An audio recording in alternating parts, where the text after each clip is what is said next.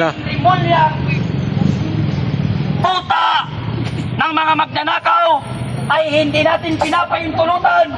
Hindi tayo pumapayag na siya ay ma-appoint sa ombudsman.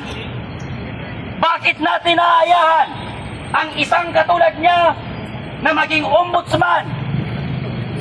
Alam naman natin na kahit apo nila, anak nila, nandyan sa political dynasty. Nandyan sila lahat sa gobyerno at sumusunod sila sa hamon nilang magnanakaw na si BBM at ng mga iba pang magnanakaw na politiko. Kaya tayo ngayon ay naririto pang inipresenta na tayo ay tutol at hindi tayo pumapayag na si Remulla ay maging ombudsman sapagkat alam na natin kung ano ang purpose nila, kung bakit yan ang gusto nilang ilagay sa ombudsman para ang kanilang mga sariling interes at pagnanakaw ay matakpan at hindi malaman ng sambayan ng Pilipino. Correct! Unang-una sa lahat ng purpose nila kung bakit gusto nilang ipaupuin sa ombudsman. Kasi ang ombudsman, yan ang dapat mag-imbestiga kay Zaldico, Martin Romualdez at iba pang mga politiko na sangkot sa nakawan sa gobyerno. Hindi ang House of Representatives, hindi ang mga senador ang dapat magpatawag at tumimbestiga sa mga politiko na sangkot at may kinalaman sa nakawan sa gobyerno. Sino ang dapat mag-imbestiga sa kanila? Yang ombudsman na yan. Kaya yan ang dahilan kung bakit yan si Remulla ay gusto niya siya ang mamuno sa ombudsman para pagtakpan ng amo niya at mga ninako nilang pera. Correct! Pangalawa, pipigilan nila si VP Sara Duterte na tumakbo sa pagkapresidente ngayong 2028 kasi takot sila na pag sila ay nawala sa posisyon, sila ay nawala dyan sa mga paamo nilang mga asong kulol na aso ng gobyerno, lahat sila ay makukulong. Kaya yan yung dahilan kung bakit gustong-gusto nila at atat na atat silang ipa-impeach si VP Sara. Correct! Ang tanong, bakit ang bilis niyong natres at nahanap si Alice Go? Ang bilis niyong nahanap si Kibuloy? Ang bilis niyong pinakulong at dinala sa Netherlands si Duterte? Bakit ang mga magnanakaw na politiko ilang buwan na ang nakakalipas ng investigasyon ng mga yawa at putang ina ng House of Representatives? Bakit wala pa rin napapanagot at nakulong? Mas nauna ba akong pinadala ng subpina kaysa dun sa mga magnanakaw na politiko?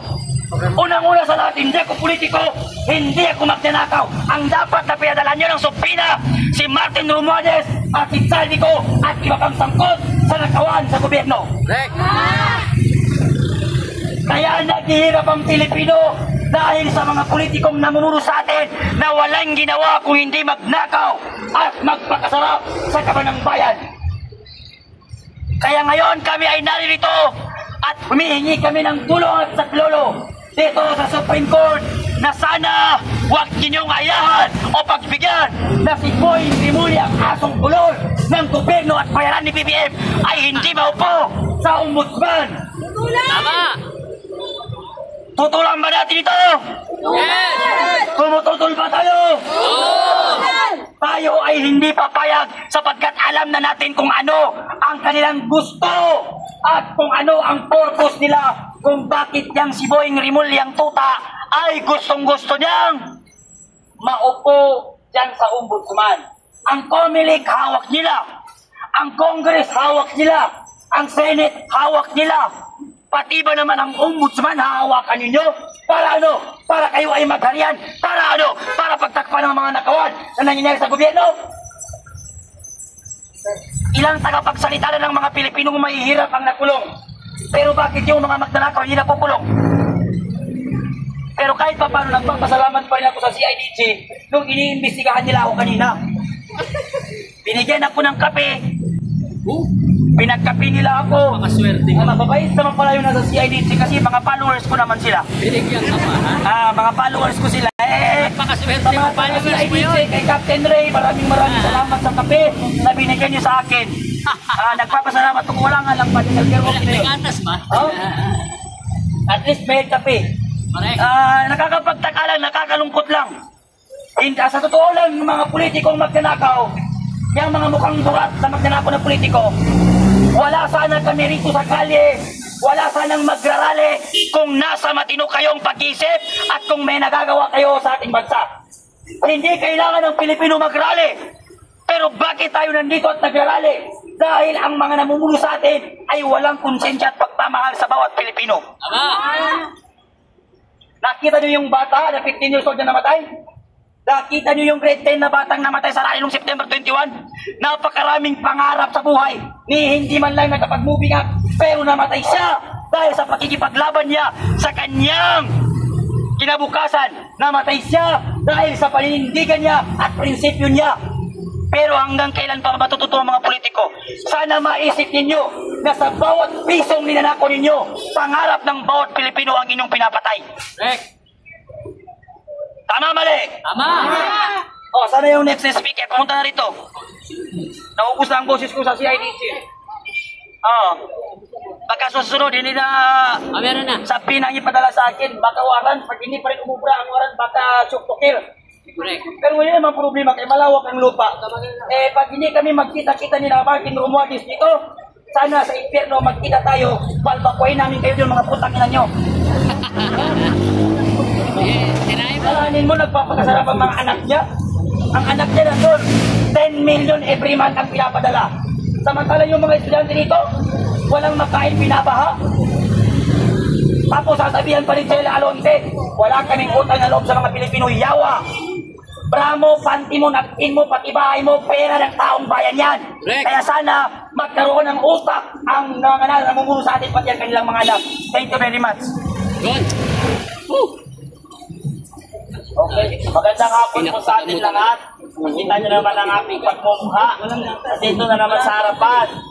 Upang tayo'y manawagan sa ating kataas-taasan na Sukorte Suprema na sana sa tulong nila ay haharangin nila ang pagpapaupo sa isang kriminal para mamuno sa ombudsman. Alam naman natin kung ano ang motibo nila kung bakit ipapaupuin si Boyeng Rimulya sa ombudsman para maprotektuhan ang mga kaalyado nilang mga magnanakaw sa politiko. Gusto nilang mapawalang sala sila Saldico, Martin Romualdez at una sa lahat itong Presidenteng Bongbong Marcos, sapagkat walang nangyayaring nakawan sa administrasyong ito kung walang kinalaman ang walang kwentang Pangulo sa ngayon. Tandaan po natin, kaya nagkawatak-watak, nag-aaway-away ang mga Pilipino dahil sa kagagawan ng mga politiko. Kayo naman, para sa ating mga kapulisan, kami nagpapasalamat sa inyo sapagkat binabantayan nyo kami. Tama yan, kasi yan ang sinumpahan ninyong salaysay. Pero tama din itong ipinaglalaban namin para sa inang bayan. Karapatan din namin na magsalita at iparating ang boses ng ordinaryong Pilipino na tama na, sobra na. Tama na ang paggagahasa sa kaban ng bayan ng mga politikong ating ipinahiram ng mandato. Yung mandato na pinahiram natin pansamantala ay nais natin bawiin upang makamit natin ang tunay na kalayaan ng ating demokrasya. Sapagkat hanggat na riyan ang mga politikong magnanakaw na yan, kahit ngayon kami nagrarally dito, yung mga magnanakaw na yan ay gumagawa pa rin ang paraan para magnakaw ng magnakaw sa kaban ng bayan. Tandaan po natin, hindi maghihirap ang Pilipinas kung walang mga politikong magnanakaw. Hindi tama ang sinasabi nila, kaya mahirap ang mga Pilipino dahil tamad. Ang katotohanan, kaya naghihirap lalo ang mga ordinaryong Pilipino dahil sa mga politikong magnanakaw na nais takpan ni Boying Rimulya pag siya'y naging ombudsman. Kaya panawagan namin sa Korte Supremang ito, sana po ay gumawa tayo ng paraan upang maharang ang pag-appoint kay Boying Rimulya sa ombudsman.